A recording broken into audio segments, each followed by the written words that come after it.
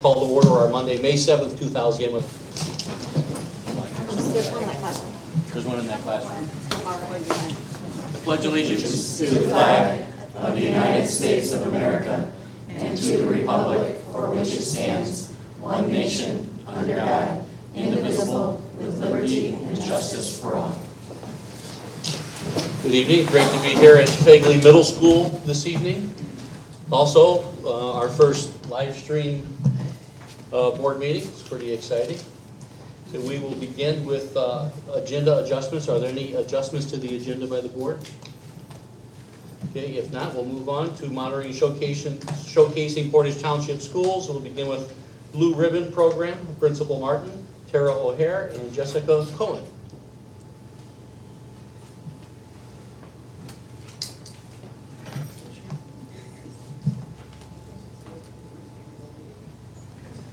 Thank you guys so much for coming to Fagley tonight. Before I introduce my two teachers, I just want to point out our 6th, 7th, and 8th graders' artwork displayed throughout the building last month was, I think it's Adolescent Art Month, so that's one of the reasons we wanted to be down here in the 6th grade foyer with the bulletin boards. This is Tara O'Hare and Jessie Cohen, and they run our Blue Ribbon program. Good evening. Thank you for this opportunity to share with you just one of our Fagley traditions. Blue Ribbon Night has been a Fagley tradition for many years and is one that keeps building the connection between the school and the community. We have all heard that saying, it takes a village to raise a child. And this is just one of those events that acknowledges that village for some of our students. Ms. Cohen and I have had the opportunity for several years to work with the 8th graders who are selected to attempt to put into words just how much of an impact the individuals receiving the blue ribbons have had on the lives of the 8th graders who are presenting. Tonight we have asked two of our students, Emma Bailey and Mackenzie Carver, to speak to you about what Blue Ribbon means to them and what it meant for them to be able to give a ribbon to somebody who made a difference in their life.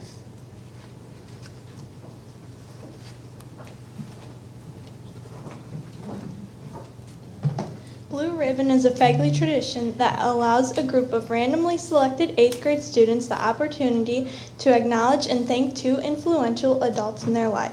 It is a tradition that allows students to thank those who may not always know that they make a difference. This tradition was built around the actions of one New York teacher who challenged her students to take the one blue ribbon she gave to them and in turn pass on the other two blue ribbons to someone who had made a difference in their life. As one of the students selected, I thought of it as an opportunity to thank two adults that have helped me shape who I am today. Of the two individuals whom I selected, the first to come to mind were my parents, and without a doubt, I believe they needed that extra recognition for everything they did for me. I also felt honored to honor my coach for taking so much of her time to help me become a better athlete and leader. Being able to thank my mom and my great-grandfather meant a lot to me. They've influenced my life in so many ways. They taught me how to be respectful, responsible, and to care for others. Just to show appreciation to them on one night was special because I don't always tell them how thankful I am. Recognizing everything they do is important to me because they do so much and don't even realize they do it. This year we had 60 randomly selected 8th graders. And of those 60, we had 27 follow through. We had an evening with about 175 people here and a reception. And we worked with food service and our custodians. And it was a wonderful evening, and we really enjoy it and look forward to it next year. Thank you. Thank you. Does anybody have any questions about the Blue Ribbon program or comments? Well, thank you, young ladies. You did a great job speaking. Emma, I think that's the second time in a row we might see you at a meeting, right? Thank you. It sounds like a great program. Next, we'll move on to item 3.02, Jump Rope for Heart, Principal Evers.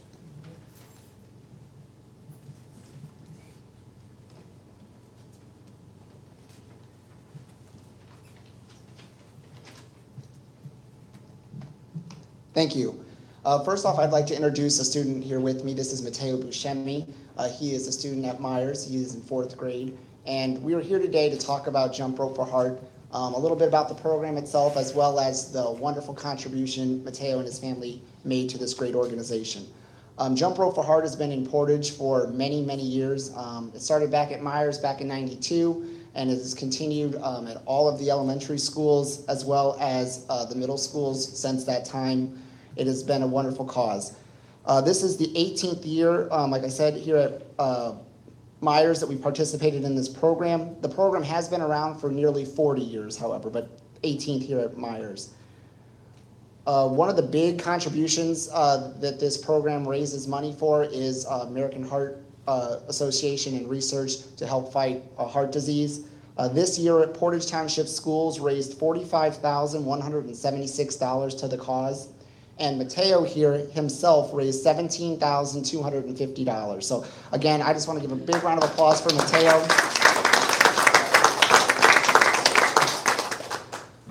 Jump Rope for Heart is one part of the organization. That's probably the more popularly known fraction of the cause. There also is Hoops for Heart, which is another division of the program. I know here at Fagley they used to be big into Hoops for Heart.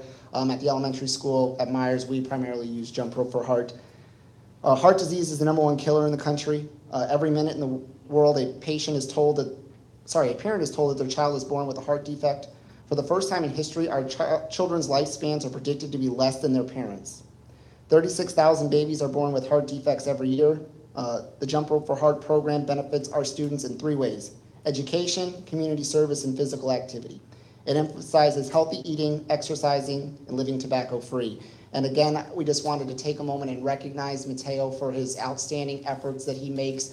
Every year, he is by far our top fundraiser. However, this year he just went way beyond anything that we could have ever imagined. So again, one more round of applause for Mateo. He did such a good job. Great job. So Mateo, how did you do it?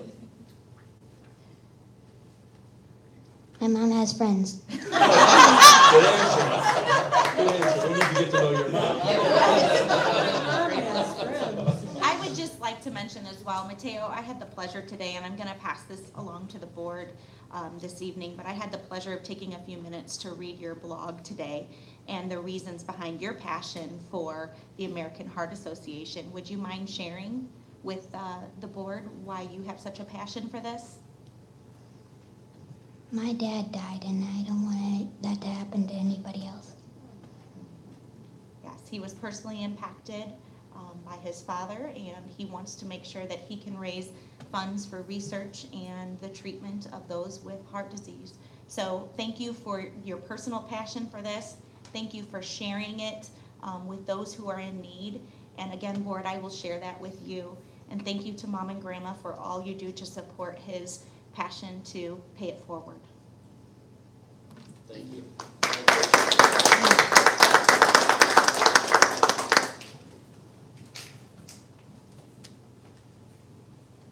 Now, y'all don't have to stay for the rest of the meeting if you don't want.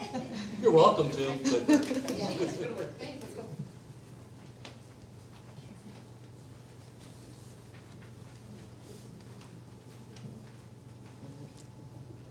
Okay, next up, we've got our student achievement results. We have the Indiana State School Music Association All Music Award for 2017-2018 for Willow Creek Middle School. I just wanted to share with the board that the band and choir at Willow Creek Middle School, they received a recipient award for the Indiana State School Music Association All Music Award for 17-18. And this was sent from the executive director of Indiana State School Music Association, and I knew you would want to be aware of this accomplishment. That's great, thank you. This is a busy time for this music programs too. I think every night there's some kind of a concert or something going on. And I'll throw a plug out there. On the 15th is the jazz concert, which is being held in the common area of the high school at 7:30. You don't want to miss it. It's really, really, really good. Okay, next we'll move on to, next thing on here, we have our Board Development Legislative Committee. Trustee O'Briscoe, do you have an update for us tonight? I believe there's a video from the federal perspective, and then once again, after this special session with the state, I'd like to for all legislation updates at the state level till then. We did it all at once. Thank you.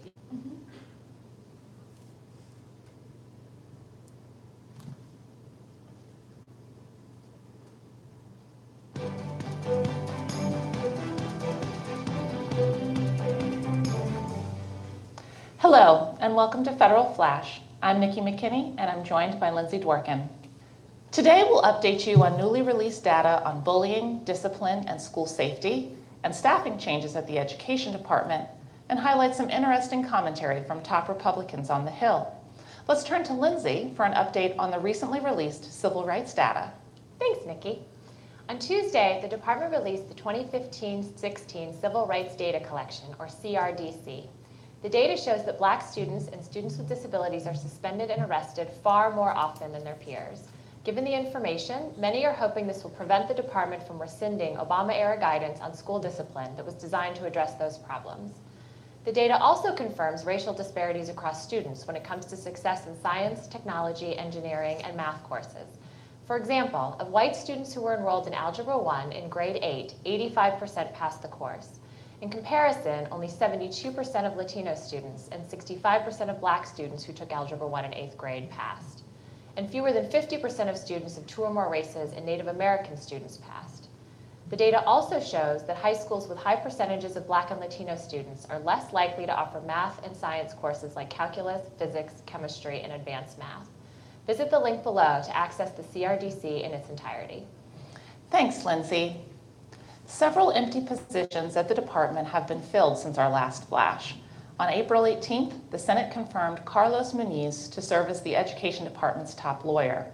In his role as general counsel, Muniz will be charged with tackling some of the stickiest legal issues confronting the department, including determining whether states are complying with the Every Succeeds Act, or ESSA, deciding whether to rescind the school discipline guidance that Lindsay referenced, and laying out new rules for colleges handling allegations of sexual assault on their campuses under Title IX.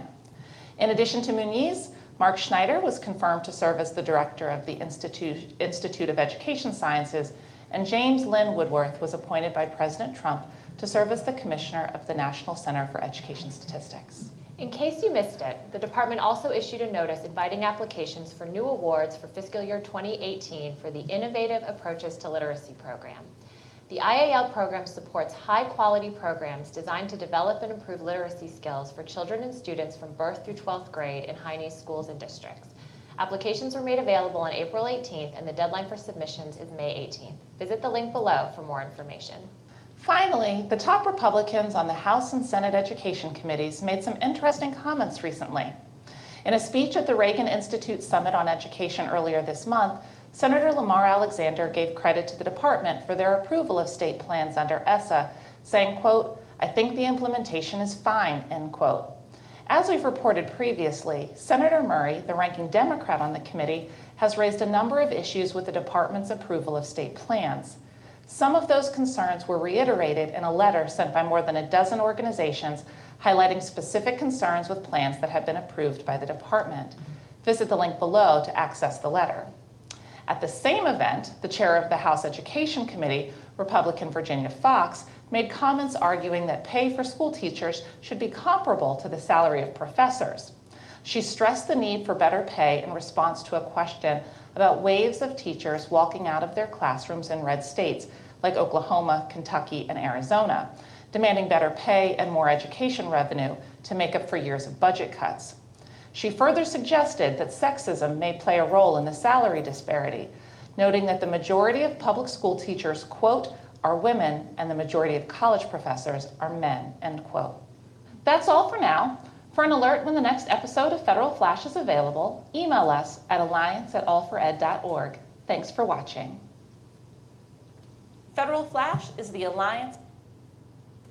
So that's at the federal level, and then I sent everybody a article that had research in it and data about the different states and where they're at within the last, I believe it was either 5 or 7 years, if they're stagnant or if their teacher pay has increased or decreased. And Indiana has decreased if you look at the nation's average throughout the years. So that is something that, I know that we feel the pain as a school district, But when you look at it from the perspective of a national, we did not keep pace with our raises with our teachers in the state of Indiana. So, and I know we've tried as a board to do whatever we can to bring that pay up. That is our goal, but the legislature needs to definitely step up to the plate and help us out. Very good, thank you. Anybody have any comments or thoughts on that? Okay, next we have item 9.02, redevelopment committee, trustee Nelson. Yes. I understood at the last meeting that they have given us the $100,000 in federal or education grant. And that I really, when they read the letter, I was amazed that we're going to go with the robotics and technology, and that was really a great thing. Also, what the redevelopment is doing big right now is they're purchasing land. They've purchased Gilbert's gas station, and they're redoing that, and they are purchasing a mobile home park down on 20 on Old Porter Road. And it seems like they're doing a lot of good as far as taking land that is less desirable and hopefully making it better. So, I think basically that's everything that's been going on, but we were just excited about the education grant coming through one more year for the TIF. So thank you so much. Thank you. Anybody, any thoughts there? Not, was anything under, we go into old business. We have item 13.01, turf maintenance approval for the brick fundraiser. And I ask that we table this because I know there's working on some policy for it. Talked to Dr. Allen about that. But I would like, there's a portion of this where we were going to name the baseball field after a longtime teacher and coach, Tom Lewandowski. Right. And I would like that, if we could entertain a motion to approve that renaming of that baseball fields. I'll make a motion to approve the baseball softball field naming after Tom Lewandowski. Second. We have a motion in 2 seconds. Any further discussion? You can call roll, please. Mrs. Nelson? Yes. Mrs. Vasquez? Yes. Mrs. Bailey, yes. Mrs. Bisco? Yes. Mr. Milano? Yes. And Dr. Alves, can you keep us posted as, I know I'm sure there'll be a dedication ceremony or Yes. something, make sure that the board is available for that. Thank And you. then, Mr. President? Yes. With this, the P3, the Portage Pride project with the bricks, I'm just curious, I know that we have to put a policy together so that this lives beyond the school district and the board itself and the athletic department. But due to the fact that school is ending and we probably will be having one more meeting right at the end of the school year, is this something that we could just approve this P3 with the brochure so that they could get it out to the kids or to possibly to the parents before we, so that Yeah, at the end of the that's a school really good year? point. That would be great if we could do that. And then the policy can come afterwards, but So I we think, can approve it, so what would we have to do then, Mr. Stidham? I would suggest approving it subject to the ultimate, adoption of the policy. Yeah. and that way they can move forward then in Yes. soliciting that program. Correct, and note that, I guess in your motion, that any funds received will be subject to further policy of the board with funds to be adopted, just so it's clear that for the minutes. And with that being said, is there a separate account that's already been generated specifically, and who monitors, who's the oversight besides the athletic department? Yes, that account goes through our extracurriculars with the treasurer and bookkeeper at the high school, and then ultimately is overseen by the finance department with Mr. Grahn and Mrs. Kolchak. So that is a direct alignment that everything is deposited to the bookkeeper at the high school. As far as an actual account, we will be setting up the account for P3 specific so that we can keep track on what those funds are and what they're dedicated to. And then could we have a report on that? Would the board like, maybe like a quarterly report? Since this is something new, I'd like to have just with the funds so we know what we're generating. Yeah, that would be great to have a quarterly report, so we know how it's going, and certainly anything we can do to help along the way too. Yes. With those two things, would that cover all the time sensitive? It absolutely would, yes, thank you. Would someone like to make that motion? I'll make a motion to put forth the agenda item, which includes the P3 for the athletic department. Do we have a second? Second. We have motion and 2 seconds again. Any further discussion? Call roll, please. Ms. Nelson? Yes. Ms. Vasquez? Yes. Mrs. Bailey, yes. Mrs. Prisco? Yes. Mr. Milano? Yes. Thank you, Mrs. Fresco, for bringing that up. Thank you. Next, we move on to old business board plan. We have item 14.0 on superintendent's evaluation. I did send some dates out today, so the board gets a chance to take a look at that. Same with 14.02 school board retreat and 14.03 contract renewal or refusal. Any anything to add with that?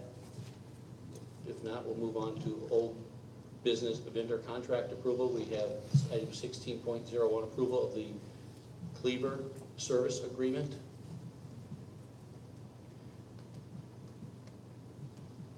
Do we have a motion to approve?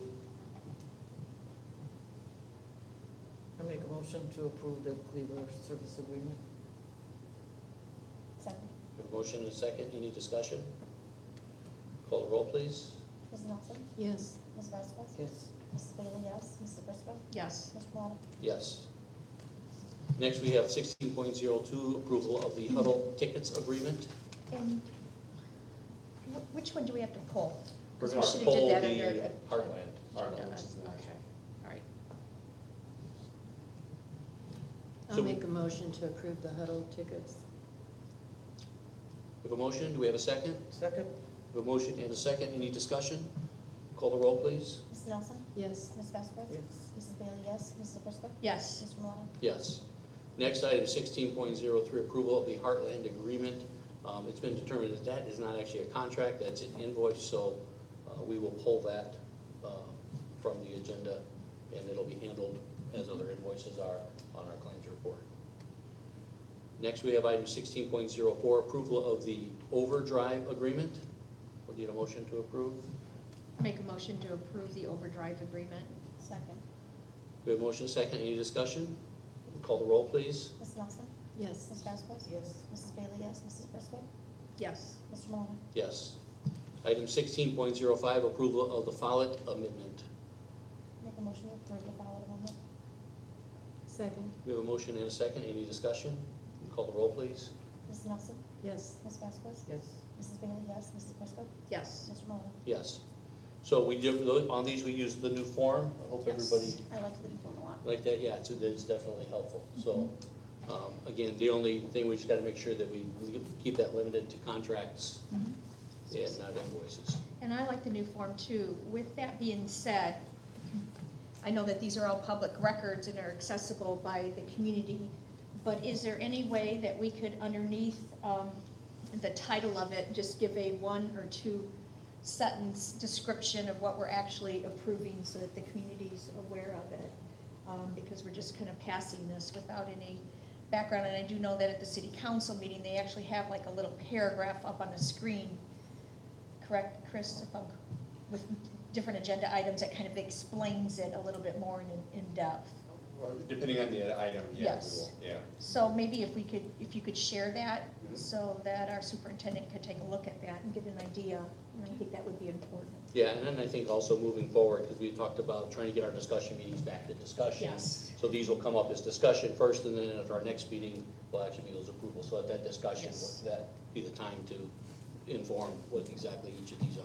My only request would be in the event that a director shares that it's a time-sensitive one, if we put it under urgent on discussion meetings so that we do not miss opportunities to partner with vendors. Yes. And I thought all of these were approved retroactive anyway. I think the goal is to not have it. We are doing our very best, when working with Attorney Elwood, we're doing our very best to make sure that we are bringing them before the board prior to, unless otherwise absolutely time-sensitive, and cannot even wait until the upcoming. So what are the internal stakeholders, what are they saying about this form? That they're filling them out, the directors and the administrators? Well, considering last week was the very first time that they have used the form, I think it's something that will take some time to get used to. I think it's going to be beneficial for everyone, and no one felt otherwise. It's just making sure we all know the process, and then Attorney Elwood and I also spoke about this summer, taking the time with directors so that we actually have the opportunity to train them on these things. So, you know, they're learning it as they go in the current moment, and Mr. Lesich was a great trooper in getting this first round really going, and he had even mentioned in email, you know, I'm gonna do my best to Attorney Elwood, and he really did do a good job. So I do think it's gonna be beneficial for all of us. I think that the directors will feel the same. It's an early blush, but I'll provide feedback as I get it. Any other questions? Okay, thank you. We'll move on to new business. We've got item 17.01, discussion of overnight field trip by Portage High School to Albion, Indiana for the cross-country team camp on July 30th through August the 3rd, 2018. Are we looking to approve this tonight? Yes. Yes. Yeah, we can approve these, and again, this will be one of those things that they came up now, but I think we'll end up being on board meetings, not discussion meetings. And I'll make a On all these motion to particular approve the overnight field trip for cross-country camp. Is that Albion, Indiana? Yes. Second.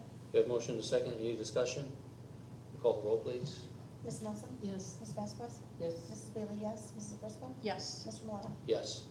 Item 17.02, discussion of overnight field trip by Portage High School to Allendale, Indiana for a football team camp, June 22nd through 24th, 2018. And I'll make a motion to approve agenda item 17.02 for the overnight field trip. Second. We have motion and a second. Any discussion? Call the roll, please. Ms. Nelson? Yes. Ms. Vasquez? Yes. Mrs. Bailey, yes. Mrs. Briscoe? Yes. Mr. Milano? Yes. 17.03, discussion of overnight field trip by Portage High School to Fort Wayne, Indiana for girls basketball team camp on June 25th through 28th, 2018. Make a motion to approve the overnight field trip for the basketball team camp. Second. We have motion and a second. Any discussion? Call the roll, please. Ms. Nelson? Yes. Ms. Vasquez? Yes. Mrs. Bailey, yes. Mrs. Briscoe? Yes. Mr. Milano? Yes. We have item 17.04, discussion of overnight field trip by Portage High School to Lafayette, Indiana for cheerleading camp on July 10th through the 12th, 2018. I make a motion to approve the overnight field trip for the cheerleading camp to Lafayette. Second. We have motion and a second. Any discussion? Can you call the roll, please? Ms. Nelson? Yes. Ms. Vasquez? Yes. Mrs. Bailey, yes. Mrs. Briscoe? Yes. Mr. Milano? Yes. And then I know, Mr. Miletta, it's been asked before, we can approve these all in one motion also. Yeah, we'll do that. Yes. Yeah. Okay. Yes. Thank you for reminding me of that. Mhm. Okay, next we have item 17.05, approval of non-union wage increase. That's my error. That should have been as a discussion, number one. But I'm going to ask the board to table that. There are some legal issues that are being reviewed by the Attorney Elwood right now on that. So I'm going to ask if we could entertain tabling this, and then we'll bring it back for approval on our May 29th meeting. I'll make a motion to approve the non-union wage increase. To table it, I'm sorry. Excuse me. We have a motion. We have a second. Did you say second? Yes. Okay. We have a motion and a second. Any discussion? I'd like to say that I think we need to move quickly to do what's best for the district without any additional delays. It was my understanding that all these issues were cleared up with the Indiana School Board Association Council. And it was my understanding that Attorney Elwood also wrote a memo clearing everything up, so, as well as the addendum. So I would like to make sure that it is moving quickly. Yeah, and I did speak with Attorney Elwood this morning, and it is not cleared up. No, it's not cleared up. And To- everybody's to- been in to confirm communication that. that it is not cleared up. Nobody's been out of the loop on those conversations. Okay, so we have a motion and a second. Any other discussion? Call the roll, please. Ms. Nelson? Yes. Ms. Vasquez? Yes. Mrs. Bailey, yes. Mrs. Briscoe? Yes. Mr. Milano? Yes. Next, we have item 18.01, first reading of policy 6330, approval of contract.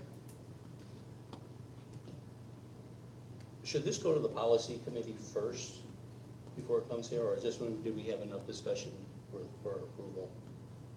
I'm Aye. sorry, which, That's item 18.01. policy, On this, first reading of uh, policy contract. 6030, approval of contracts. They always did go to the policy meeting first, but it doesn't matter to me. It just changes. I think, doesn't matter. Is it time sensitive? No. No, This is the one just for the contract form. it's the contract form that we started using, but Right, so we can use it, adjust it, the policy.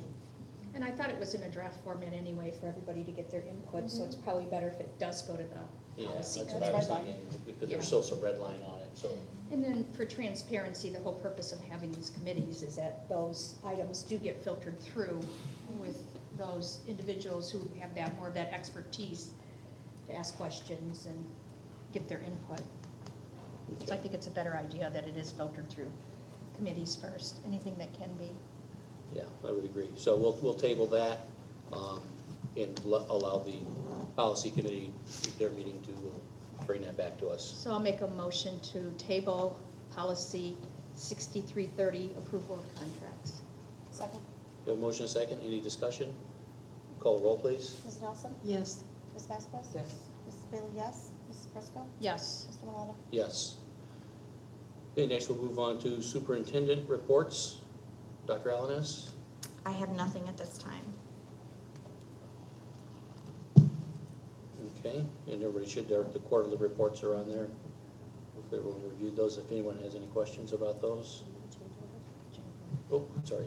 Yep, the Larson Daniel change orders. Anybody have any input on that? I just think that I'll make a motion to approve the Larson Daniels change orders, and we'll need a second. Second. We have a And then motion and a second. I think that if, Mr. Maleta, if you'd like to Yes. exchange, yeah, what actually a change order, explain what a change order is, because this is something that frequently happens with the building project. So a change order on a building project is where during the process of those things come up, and the contractor has to go out and make adjustments. There's obviously, from a budgetary standpoint, there's money in there that's set aside for change orders. So they bring to us anytime something has changed for us to approve and to see.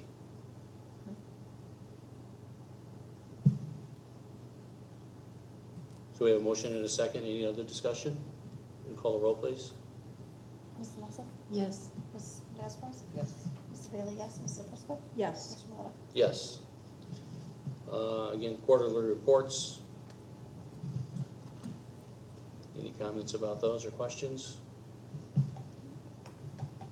Okay, if not, we'll move on to items not on the agenda. Does anybody have anything that wasn't on the agenda?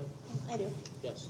Last week, Ms. Nelson and I were lucky enough to be able to attend the school safety seminar that was put on by the Safe School Commission and the Porter County Sheriffs.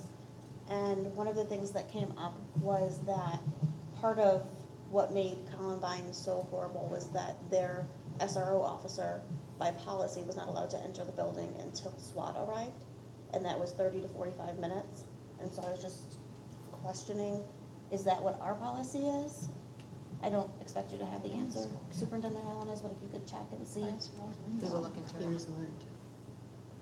They But did. I think back then, they weren't, but ours are in the school. They have Theirs- access yeah, theirs- badges to, so do they're they. able to go into. So did they, but by policy, they had to wait Yeah. for SWAT to arrive, even though they could get through the doors. Now, they did praise Porter County for all of, the one school, one protocol, and, having all of the officers have swipe badges to be able to get into our schools. So obviously, things have changed since then, but by policy, that officer could not enter the building. So by the city policy, not by the school policy, They because didn't we say. wouldn't dictate to They them didn't. what they could or couldn't do with the SWAT team, so that would have to be the city Right, they didn't ordinance. specify, I'm just concerned, and I want to make So sure we need to that's what find ours out is. what the city Where ordinance, if we're there looking. specifically is a city ordinance, anything to do with the SRO, we'd like to see any Right. ordinance related to them, because we should Right. know, We should know that. not just Right. specifically It was that just an one, if there's interesting anything else. fact that was given out. I mean, there was a lot of very interesting things that were said and done. Very But they good really program. applauded Indiana too. They They did. said, we are far out above Yeah. all the other Smart. states, Mhm. especially that talked about Porter County too. Good, good. I know the sheriff's department does a tremendous job. Yes. Sheriff Reynolds is all Absolutely. over this, so it's great. And He's the going man down that, state to try to get one state, one protocol, instead Oh, of just wow. one county, one protocol. Oh, that's nice. That's great. That's what I heard. Yeah, he'll be going down state. They announced that at the summit. That'd be really good. and the man that spoke about the killer teens, he called them, he does go around to schools and speak too. And does. he gave me his card, and I think that is a good idea. He speaks to staff, students, community. He definitely kept everyone's attention that day. It's great. Good. Sounds like it was a good Made you go seminar. outside and look under your car before you got in it. Right. Really? Very good. Anybody have anything else that's not on the agenda? I'd like to just say thank you to all the teachers. It is Teacher Appreciation Week, and we all know that teachers are the most important factor in student success. So, and it is the profession that teaches other professions. So, with that being said, on behalf of the board, I'd like to say thank you to all the teachers, all the support staff, and all of who teach our children at different capacities. So we appreciate all that they do, and thank you. Thank you. Thank you for that reminder. And then I would just like to say thank you for the board for passing that streaming these meetings. I think it's very important that these are streamed and out into the community. And then I do know that they are going to be archived, and then we are going to be passing a policy also so that that lives beyond this board and the internal stakeholders also. And I think that it's very important, for example, the presentation that we had this evening with the students, that we make sure that any students or parents that's notified, or principals, if they're going to be having family or kids up here, that their family members now can watch them live streamed anywhere around the world in Portage Township School Board meeting, so that they don't miss those opportunities. That's a great idea. Yeah. It's important. Mm-hmm. So if someone wants to watch it, where do they go to view it? Currently, when you go in under the school board page, it will say live stream and archived videos, and there is a web address. The web address to get to the YouTube channel is lengthy, as they typically are. So we'll be making sure that there's also a directions, and then also out on our I cannot think of the name, the marquees. Marquees. But then I know with the city meetings, you can just go to the YouTube channel You and can type also in the just- city council, so Yes. you'll be able to type in Portage Township Schools. Yes, you can. Go to YouTube, which might be easier for everybody than Right, I'll to direct you maneuver our web page. And then we are in the process of archiving past meetings on there also. At this time, I have not started anything Maybe over the in summer, that yeah. capacity. I'm, at this point, haven't really explored that one yet. But yes, I know that was something that was suggested. Might be a good student project. Mm-hmm. Yeah. In the summer. Good. Pay them to do it. Okay. You got more? Okay. One more. Go ahead. I'd like to congratulate Jessica Bailey for receiving acknowledgement during last week's the Indiana School Board Association regional meeting. You are now a Level 3. And I have our outstanding board plaque thing too. So congratulations. Level 3 board member, congratulations.